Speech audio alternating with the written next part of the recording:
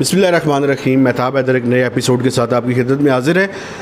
आज चंद घंटों के बाद 2021-22 का वफाकी बजट जनाब वज़ीर ख़ज़ाना शौकत तरीन साहब पेश करेंगे।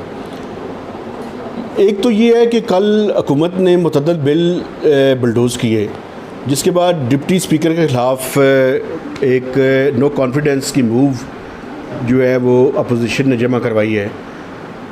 एक तो बजट पे कोई और चीज़ डिस्कस नहीं हो सकती।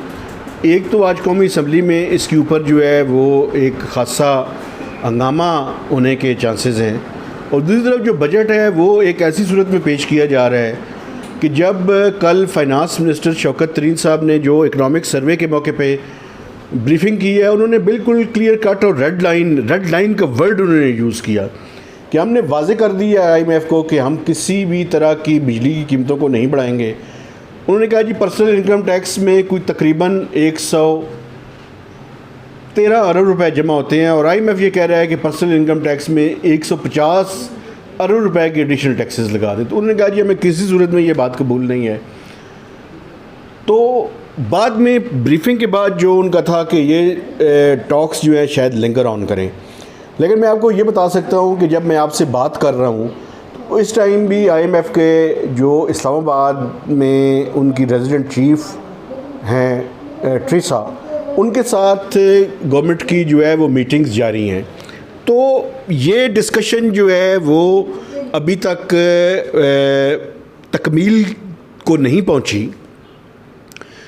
अब हुकूमत की ये कोशिश है, दो चांसेस हैं इसमें। एक तो ये है कि हुकूमत बजट पेश कर दे और उसके बाद नेगोशिएशंस जारी रहें, और बजट की अप्रूवल से पहले IMF के साथ एग्रीमेंट हो जाए, तो जो अमेंडमेंट्स रिक्वायर्ड हों फिर तरमीमी बिल ला कर जो है उसकी अप्रूवल की जाए। एक तो ये उसका सलूशन है।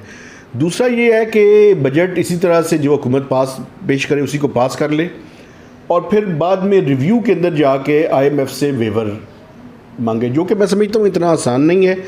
अगर यही स्ट्रेटजी रही तो फिर लगता ये है कि हमें एक बार फिर IMF के प्रोग्राम से बाहर आना पड़ेगा।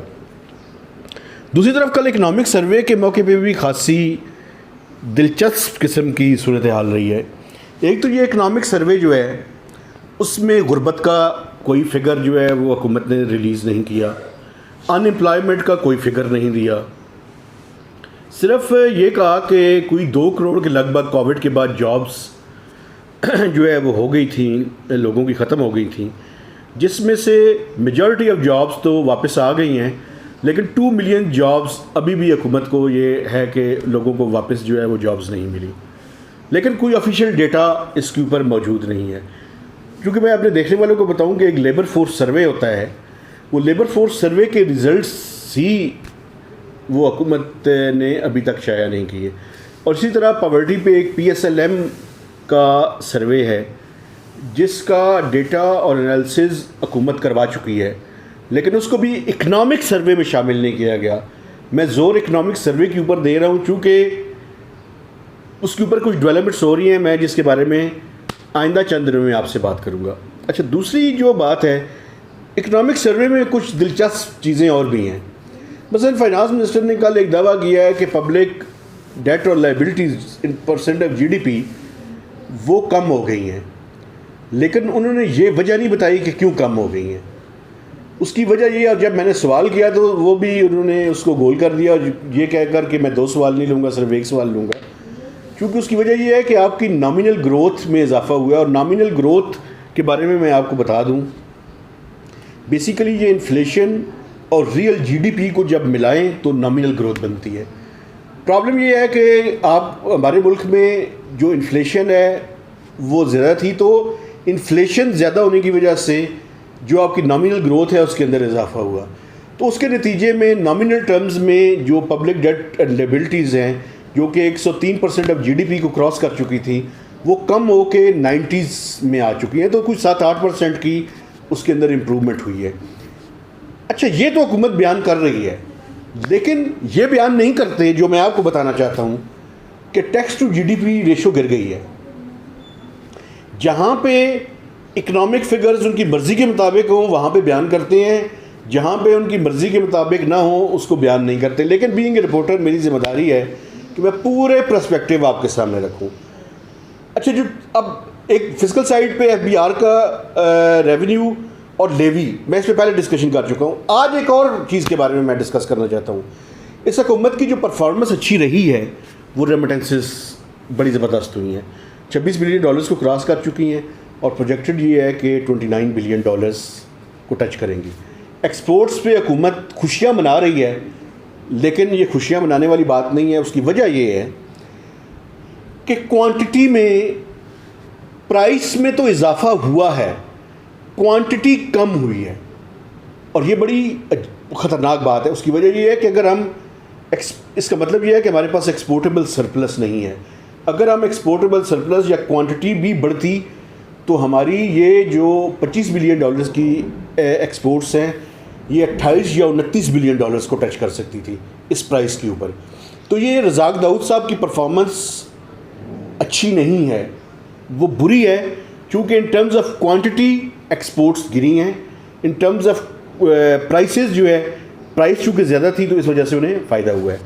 अब जो बात मैं कहना चाहता हूँ वो ये है कि जो सबसे बड़ा चैलेंज होगा हुकूमत के लिए, करंट अकाउंट डेफिसिट जो इस टाइम सरप्लस है अगले साल नेगेटिव हो जाएगा।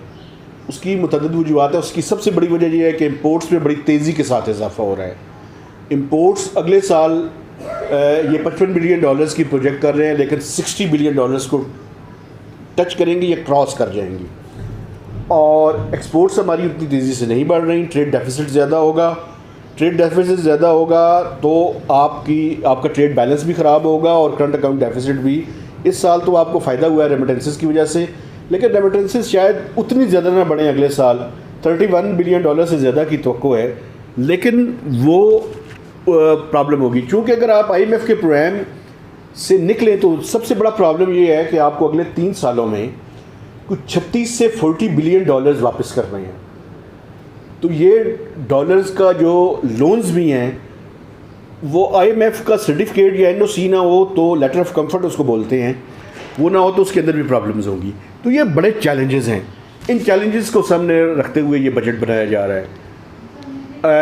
IMF का प्रोग्राम भी ख़तरे के अंदर है और दूसरी तरफ हुकूमत ग्रोथ की ट्रैजेक्टरी के अंदर भी जाना चाहती है और अगले साल का टारगेट भी टफ रखा हुआ है, 4.8% है।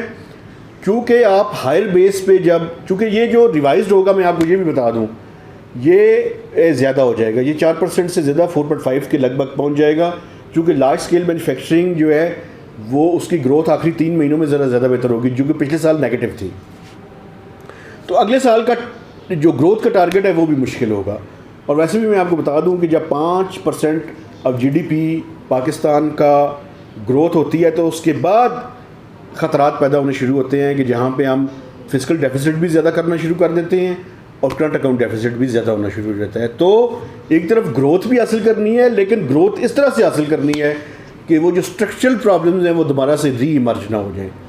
तो इस दुआ और उम्मीद के साथ कि एक ऐसा बजट आ जाए जिससे आम आदमी की ज़िंदगी में अगर रिलीफ नहीं आ सकता तो मुश्किलात के अंदर इजाफा ना हो और उसकी ज़िंदगी बेहतर हो। लेकिन ये ज़िंदगी उस तरह से बेहतर यानी ये जो उसका गोरख धंधा है आदाद व शुमार का, उसके नतीजे में नहीं, बल्कि जब तक मैक्रो इकनॉमिक फंडामेंटल्स इस इकॉनमी के ठीक नहीं होंगे तो हम सस्टेन्ड बेसिस पे लोगों को रिलीफ भी नहीं दे सकते। पेंशन एक बहुत बड़ा प्रॉब्लम है, उसके बारे में मैं आइंदा चंद ये बजट के बाद भी हमारा बजट स्पेशल जारी रहेगा, तो उसमें मैं गुफ्तगू करूँगा और आपको बताऊँगा कि किस तरह से ये एक नया बॉम्ब जो है वो उसकी तरफ जो है वो फटने की तरफ बढ़ रहा है, तो उस पर भी तवज्जो देने की ज़रूरत है। और पेंशन के बारे में कुछ रिफॉर्म्स भी गवर्नमेंट लेकर आएगी, उसके बारे में भी कन्फ्यूजन है, उसके बारे में मैं डिटेल से बात करूँगा। तो महताब हैदर को एक नए व्लॉग तक इजाज़त दीजिए। खुदा हाफिज़।